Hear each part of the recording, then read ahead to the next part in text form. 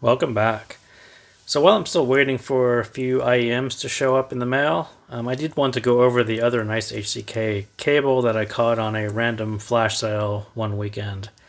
So if you look at the price of these, they are crazy expensive. And one weekend they had a super crazy discount, I think is what they called it. And so that was why I ended up with two at two reasonable prices, as opposed to when you look at it today, it's 100 or 120 or whatever it is.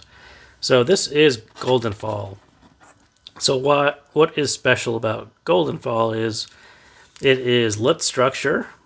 So number one, that's a little special. NiceHCK has a few in that range, but more importantly, it's Furukawa copper, and that is Japanese copper, high quality copper, and that's essentially why you are paying more than $100 for this cable.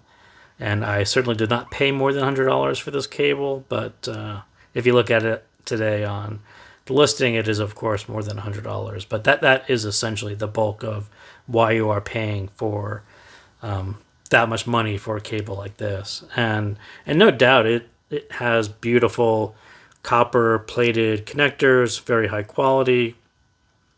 It is a very thick 4-core cable. Again, that costs a little bit of money to have cores this thick, but when it really comes down to it, you're really paying for high quality copper. So I don't have too much of an issue with paying more money for more ends or higher quality copper or pure silver. But if you're going to pay a bunch of money for a cable, you should at least have some understanding of the material and why you're paying that much money for it. So on a 2-ear, so this is the 2-pin version. Again, these are plated copper connectors.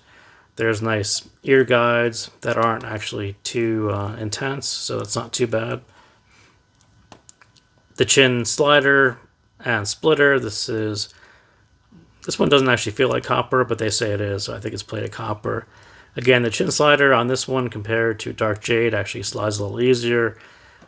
The 4 cores versus the 8-core Dark Jade, it's actually just a little bit thinner, a little bit lighter cable, but the chin slider actually does move quite easily, but doesn't actually slide back down. There's more than enough friction there to keep it in place.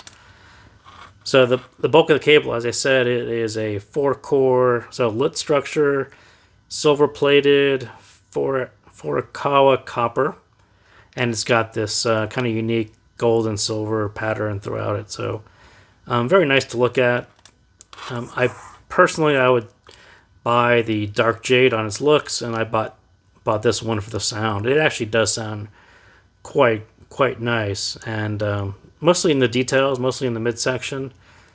So if you're a believer, it maintains all the bass, which was kind of nice for me, and you get a nice little boost in almost clarity and detail and focus right in the midsection. Not so much a brighter, higher emphasis on the upper end, but just pretty much a better sounding midsection for me is what it came across. So when we look at Dark Jade, this is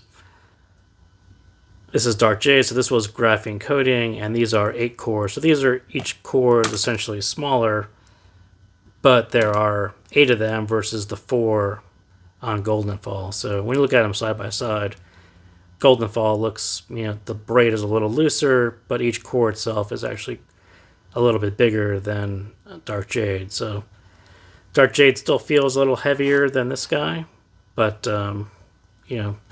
their Dark Jade is actually a little bit more expensive, and it's 8 cores of graphene coating. And this is, again, 4 cores of Furukawa copper. So that's it. I just wanted to cover this one really quickly. That's why I started started watching YouTube videos, to watch things that I would probably never buy in real life. And so there you go. There's a $100+ NiceHCK cable that many people will probably not purchase, but there it is up and close in 4K. So thank you guys for tuning in, and hopefully we'll be back soon with more IEM reviews.